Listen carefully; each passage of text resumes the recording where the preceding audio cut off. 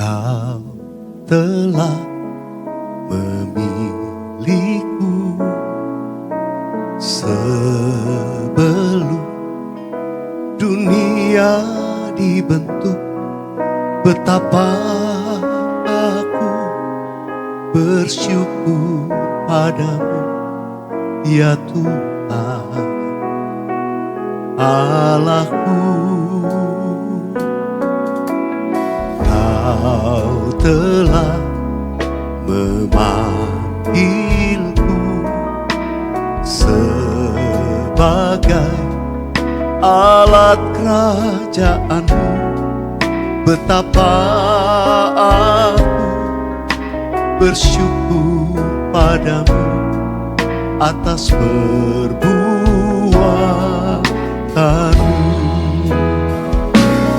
Jadikan aku bait suci-Mu yang kudus dan yang tiada bercela.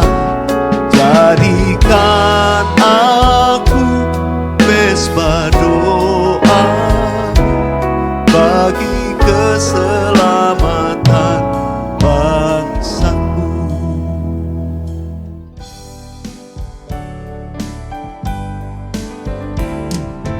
Perbuatannya besar, Haleluya, perbuatannya besar, puji Tuhan. perbuatannya besar. Pujilah namanya. Perbuatannya besar, Haleluya, perbuatannya besar. puji Tuhan. Perbuatannya besar, pujilah namanya, pujilah namanya, pujilah namanya. Shalom semuanya. Tanggal 4 September 2025, gereja kita GBI Jalan Jenderal Gatot Subroto berumur 37 tahun. Dimulai dari kebaktian perdana kita pada 4 September 1988 di Gedung Wisma Karsa Pemuda Senayan, Jakarta, dengan jemaat sekitar 400 orang. Sekarang sudah berkembang baik di dalam maupun di luar negeri. DNA gereja kita adalah restorasi Pondok Daud. Kisah para Rasul 15 ayat 15 dan 18 berkata, hal itu sesuai dengan ucapan-ucapan para nabi, seperti yang tertulis, kemudian aku akan kembali dan membangunkan kembali Pondok Daud yang telah roboh. Dan reruntuhannya akan kubangun kembali dan akan kuteguhkan, supaya semua orang lain mencari Tuhan. Dan segala bangsa yang tidak mengenal Allah yang kusebut milikku. Demikianlah firman Tuhan yang melakukan semuanya ini, yang telah diketahui dari sejak semula. Dengan kata lain, ini bisa dikatakan bahwa Tuhan Yesus akan datang kembali dan merestorasi Pondok Daud supaya terjadi penuaian jiwa besar-besaran. Katakan amin. Ini tidak berarti bahwa setelah Tuhan Yesus datang kembali, baru terjadi restorasi Pondok Daud. Tetapi restorasi Pondok Daud telah dimulai. Dan pada saat Tuhan Yesus datang kembali, restorasi Pondok Daud akan selesai secara sempurna. Apa yang dimaksudkan dengan Pondok Daud? Pondok Daud adalah pondok atau kemah, bukan bangunan permanen yang dibuat oleh Daud. Di dalamnya ada tabut Allah. Di sekitar tabut Allah ada orang yang berdoa, memuji dan menyembah Tuhan. Jumlah pemuji 288 orang. Dan tiap-tiap regu yang bertugas sebanyak 12 orang. Kalau 288 orang dibagi 12, itu menjadi 24. Sesuai dengan 1 Tawaris 9 ayat 33, diperkirakan selama 24 jam siang dan malam mereka bergantian tiap jam berdoa, memuji dan menyembah Tuhan. Jadi Pondok Daud ini berbicara tentang doa, pujian dan penyembahan bersama-sama dalam unity siang dan malam. Setelah umur gereja kita memasuki usia 25 tahun, Tuhan menambahkan pengertian tentang restorasi Pondok Daud, yaitu prajurit-prajurit Tuhan yang gagah perkasa, yang mempunyai gaya hidup berdoa, memuji dan menyembah Tuhan bersama-sama dalam unity siang dan malam, dan yang melakukan kehendak Tuhan pada zaman ini. Dari definisi restorasi Pondok Daud, yaitu doa, pujian, penyembahan bersama-sama dalam unity siang dan malam, kita akan melihat tuntunan Tuhan per 5 tahunan dari tahun 1988. 5 tahun pertama, tahun 1988 sampai dengan 1993, fokus pada pujian dan penyembahan. 5 tahun kedua, tahun 1993 sampai tahun 1998, ditambahkan doa. Sehingga menjadi doa, pujian, dan penyembahan. 5 tahun ketiga, tahun 1998 sampai 2003, ditambahkan unity. Sehingga menjadi doa, pujian, dan penyembahan dalam unity. 5 tahun keempat, tahun 2003 sampai 2008, pemantapan doa, pujian, dan penyembahan dalam unity. Kemudian 5 tahun kelima, tahun 2008 sampai tahun 2013, ditambahkan siang dan malam, sehingga menjadi doa, pujian, dan penyembahan bersama-sama dalam unity siang dan malam. Itu berarti keintiman dengan Tuhan. 5 tahun ke-6, tahun 2013 sampai dengan 2018, Pentakosta ketiga. Kemudian tahun ke-7, 2018 sampai dengan 2023, Messenger of the Third Pentecost. Restorasi Pondok Daud akan mengakibatkan penuaian jiwa yang terbesar dan yang terakhir sebelum Tuhan Yesus datang kembali. Pada waktu murid-murid Tuhan Yesus menantikan pencurahan Roh Kudus Pentakosta yang pertama, mereka bertekun dengan sehati dalam doa bersama-sama. Ini bisa diartikan mereka berdoa, memuji, dan menyembah Tuhan dalam unity siang dan malam. Ini prinsip restorasi Pondok Daud. Ini prinsip menara doa. Setelah Roh Kudus Pentakosta pertama turun, maka mereka dipakai untuk menyelesaikan amanat agung. Sejak 37 tahun yang lalu, gereja kita DNA-nya adalah restorasi Pondok Daud. Kita tidak pernah mengira ini untuk mempersiapkan pencurahan Roh Kudus Pentakosta yang ketiga. Sekarang Pentakosta yang ketiga sudah turun. Kita merasakan bahwa pencurahan Roh Kudus Pentakosta ketiga yang lebih dahsyat. Tuhan mau agar kita makin bertekun dalam doa, pujian, dan penyembahan bersama-sama dalam unity siang dan malam. Penuaian jiwa yang terbesar dan terakhir sudah dimulai. Harvest now, Jesus for everyone. Harvest now, Jesus for everyone. Harvest now, Jesus for everyone. Api Roh Kudus Pentakosta ketiga juga sedang membakar segala kotoran. Hal-hal yang tidak berkenan di hati Tuhan sedang dibersihkan. Hal ini sesuai dengan Maliaki 3 ayat 1-4 yang berkata, "Lihat, aku menyuruh utusanku agar ia mempersiapkan jalan di hadapanku. tiba-tiba Tuhan yang kamu cari akan datang ke bait-Nya. Utusan perjanjian yang kamu inginkan itu, sesungguhnya Ia datang. Firman Tuhan semesta alam. Siapakah yang dapat tahan akan hari kedatangannya? Siapakah yang dapat tetap berdiri ketika Ia menampakkan diri? Sebab Ia seperti api pemurni logam dan seperti sabun penatu. Ia akan duduk seperti orang yang memurnikan dan menahirkan perak. Ia menahirkan orang Lewi, menyucikan mereka seperti emas dan perak, supaya mereka menjadi orang-orang yang mempersembahkan kurban kepada Tuhan dalam kebenaran. Maka persembahan Yehuda dan Yerusalem akan menyenangkan hati Tuhan, seperti pada hari-hari dahulu kala dan seperti tahun-tahun purbakala. Pembersihan itu akan membuat kita menjadi orang-orang yang mempersembahkan kurban kepada Tuhan dalam kebenaran. Persembahan kita akan menyenangkan hati Tuhan. Hidup kita harus kudus. Api Tuhan sedang turun untuk membuat hidup kita jadi kudus.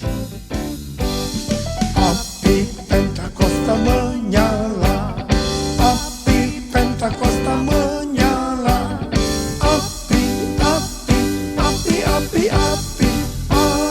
Pentakosta ketiga. Api Pentakosta menyala. Api Pentakosta menyala. Api Pentakosta ketiga. Api Pentakosta ketiga.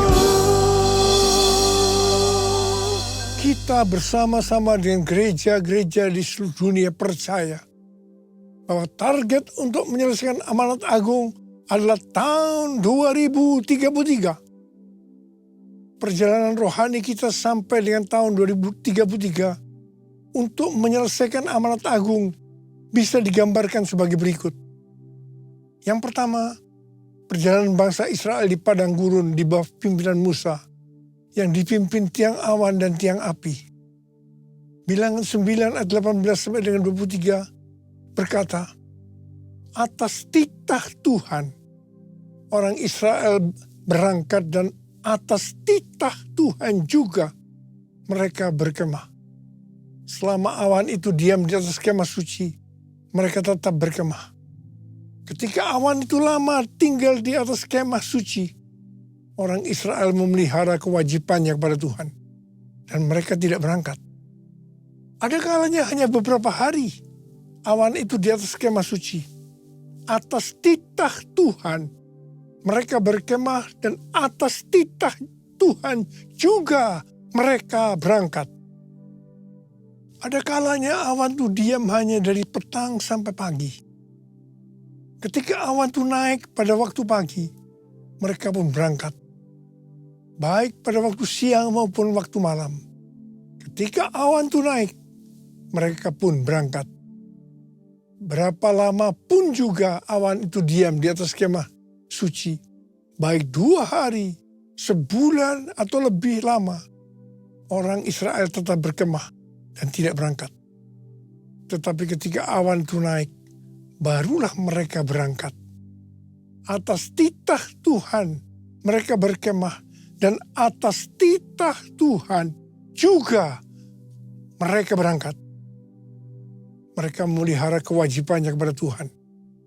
Menurut titah Tuhan dengan perantaraan Musa. Seperti perjalanan bangsa Israel memasuki tanah Kanaan atau tanah perjanjian di bawah pimpinan Yosua. Yosua 3 ayat 4 berkata bahwa perjalanan ini akan melalui jalan yang belum pernah dilalui sebelumnya. Perjalanan ini akan dipimpin oleh tabut Allah. Supaya tahu tuntunan tabut Allah, maka harus ada jarak sekitar 2000 hasta. Sekitar 914 meter. Perjalanan kita untuk menyelesaikan amanat agung dan memasuki tahun 2033 akan melalui jalan yang belum pernah kita lalui sebelumnya. Karena itu perjalanan ini akan dipimpin oleh Roh Kudus. Supaya kita tahu pimpinan Roh Kudus, maka kita harus banyak berdoa, memuji dan menyembah Tuhan dalam unity siang dan malam. Hidup kita harus kudus. Tanpa kekudusan kita tidak akan melihat Tuhan. Tanpa kekudusan kita tidak akan mengerti tuntunan Roh Kudus. Yang percaya katakan amin. Yang ketiga, Tuhan memberikan tuntunan kepada kita. Seperti yang ditulis dalam Yesaya 43 ayat 18 sampai dengan 21. Janganlah mengingat-ingat hal-hal yang dahulu. Janganlah memperhatikan hal-hal yang dari zaman purbakala. Lihat, aku hendak membuat sesuatu yang baru, yang sekarang sudah tumbuh. Belumkah kamu mengetahuinya?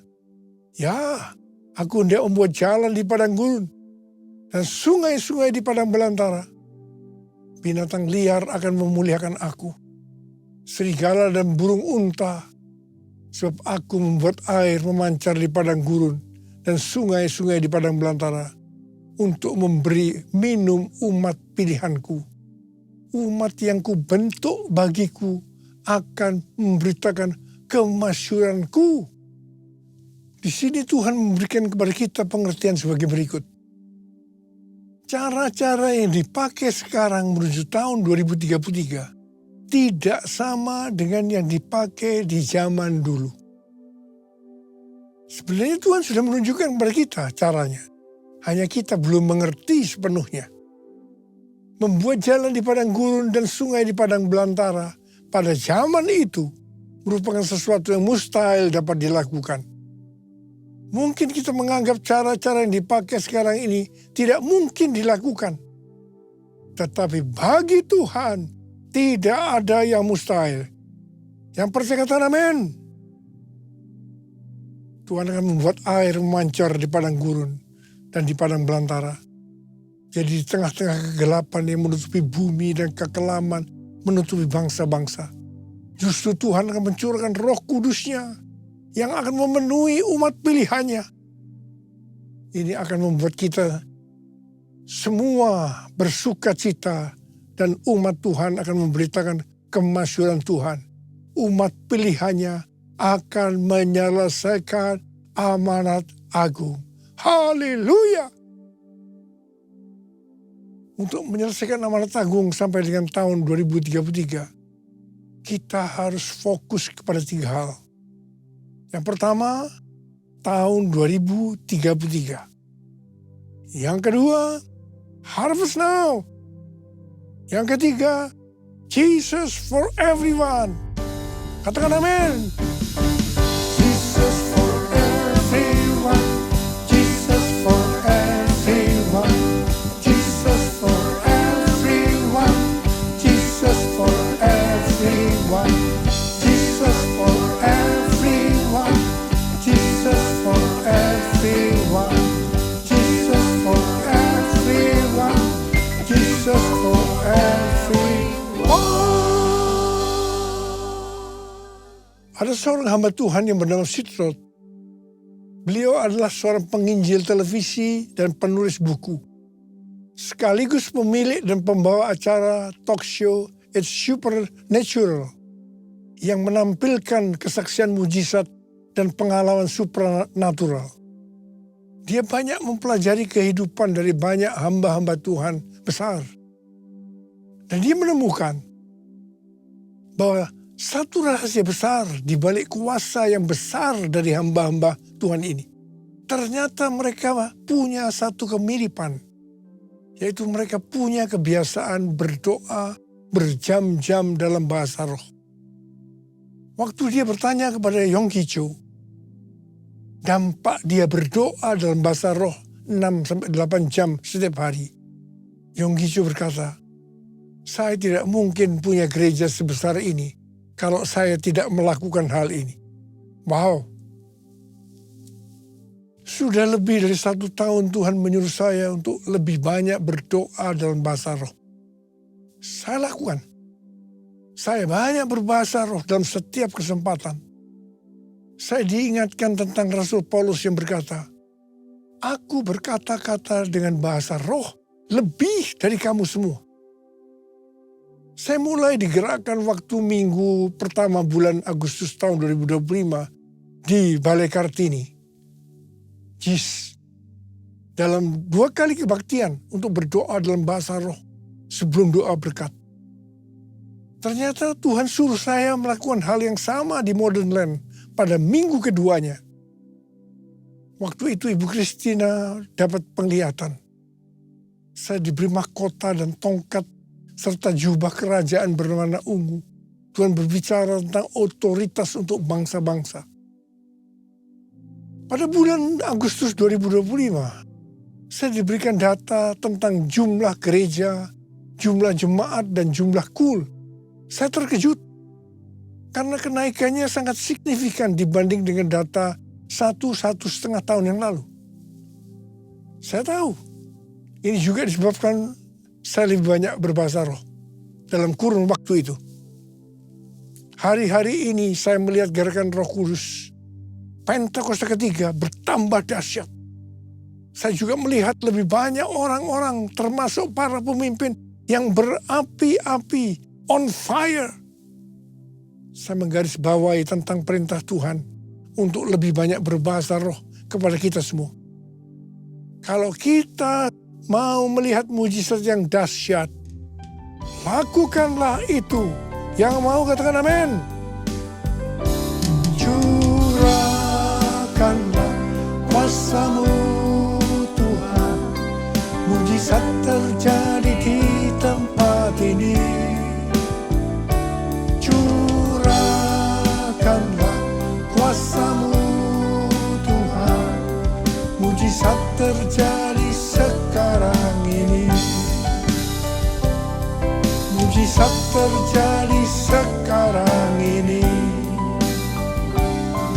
Mujizat terjadi sekarang ini.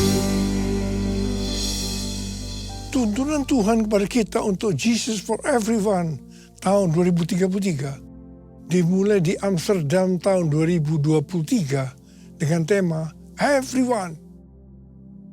Kemudian tahun 2024 di SICC Indonesia, yaitu Everyone Asia dengan tema Reaching Every Person on Earth. Yang ketiga melalui Planet Shakers Melbourne yang datang ke SICC tahun 2025.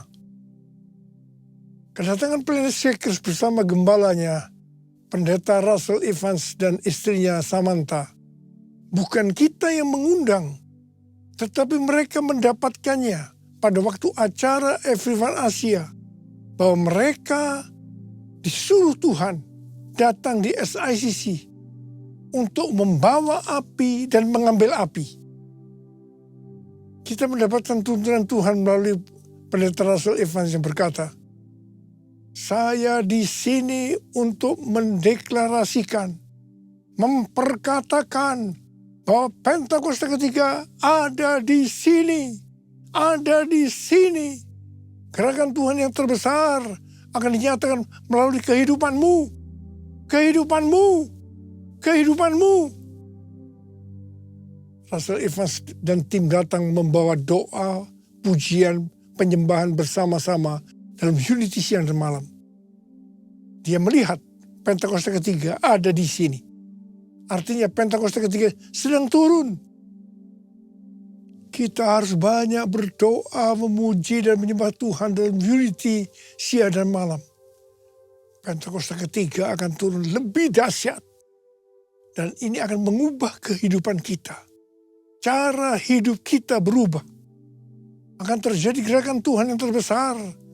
Yaitu terjadinya penuaian jiwa yang terbesar dan terakhir sebelum Tuhan Yesus datang kembali. Ini yang harus kita lakukan menuju tahun 2033. Oh God, I worship you. Oh God, I worship you. Be glorified and magnified.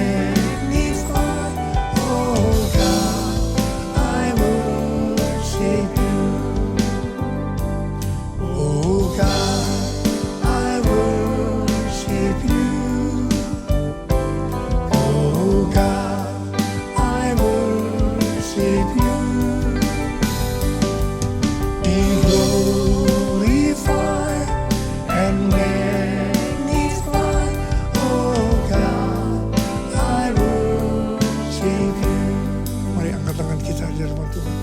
Mulai berbahasa roh.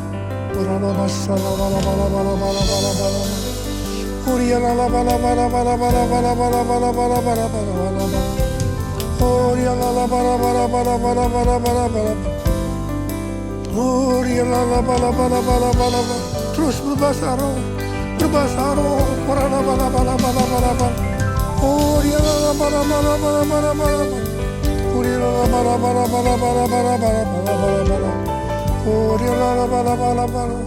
Kamu berdoa buat anak-anakmu semua ini Tuhan.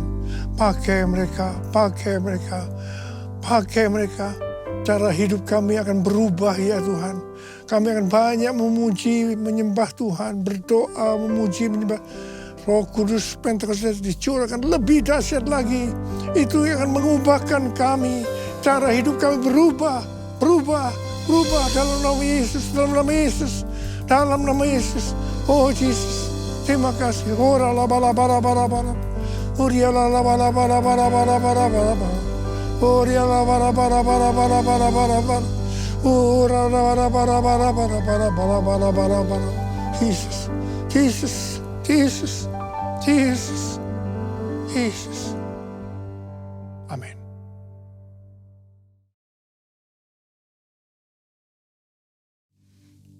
Kita akan masuk dalam perjamuan kudus. Kita akan mengingat ayat ini.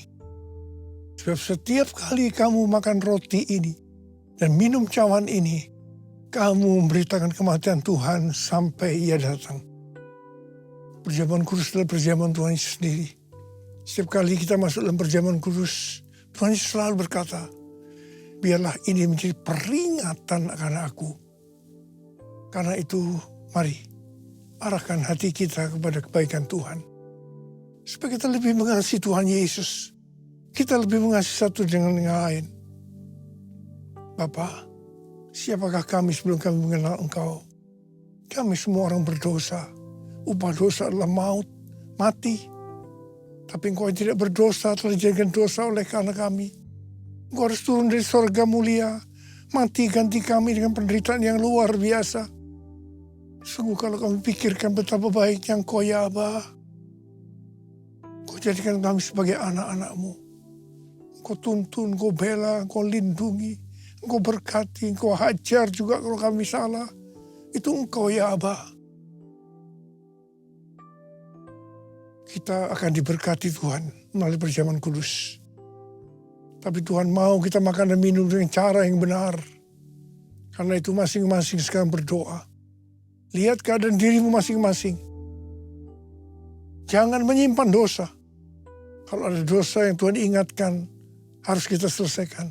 Langsung minta ampun. Ampuni, ampuni, ampuni saya Tuhan. Ampuni, ampuni. Ampuni Tuhan anak-anak-Mu. Ampuni mereka, ampuni. Layakkan kami untuk masuk dalam perjamuan kudus. Kami akan masuk dalam perjamuan kudus dengan hati yang penuh ucapan syukur. Dalam nama Yesus kami berdoa. Amin.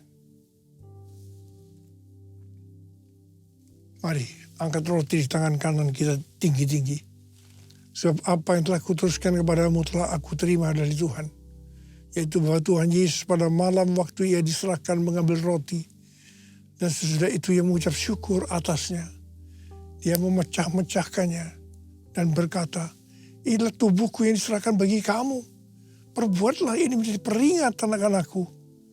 Saudara dikasihi Tuhan, bukankah roti yang kita pecah-pecahkan ini adalah persekutuan kita dengan tubuh Kristus? Mari kita makan dalam nama Yesus.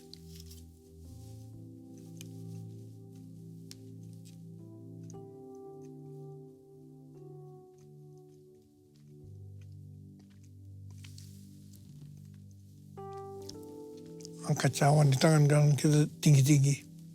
Demikian juga Ia mengambil cawan sesudah makan lalu berkata, cawan ini adalah perjanjian baru yang dimerintahkan oleh darahku. Perbuatlah ini setiap kali kamu meminumnya menjadi peringatan akan aku. Sudah dikasih Tuhan, mengangkat cawan pengucapan syukur. Yang atasnya kita ucapkan syukur adalah persekutuan kita dengan darah Yesus. Mari kita minum dalam nama Yesus.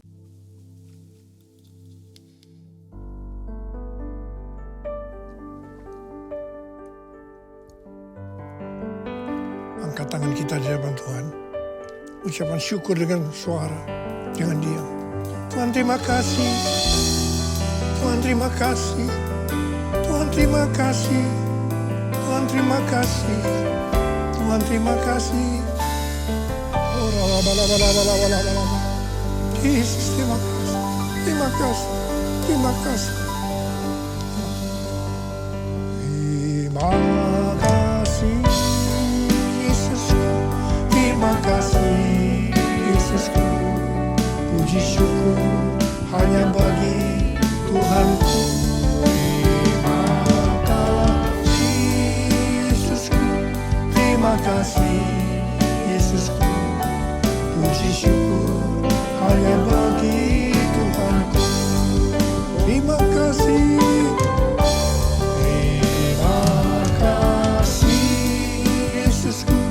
Terima kasih Yesusku, puji syukur hanya bagi Tuhanku. Terima kasih Yesusku, terima kasih Yesusku, puji syukur hanya bagi Tuhanku. Puji syukur hanya bagi Tuhanku. Hanya bagi Tuhan.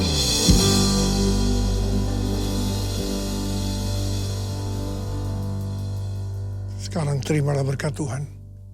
Kasih karunia berlimpah-limpah daripada Allah Bapa dalam anak yang tunggal Yesus Kristus. Persekutuan yang manis dengan Roh Kudus menyertai kita semua mulai hari ini. Sampai Tuhan Yesus datang menjemput kita di awan-awan. Dan bahkan sampai selama-lamanya. Yang percaya sama-sama katakan, amin.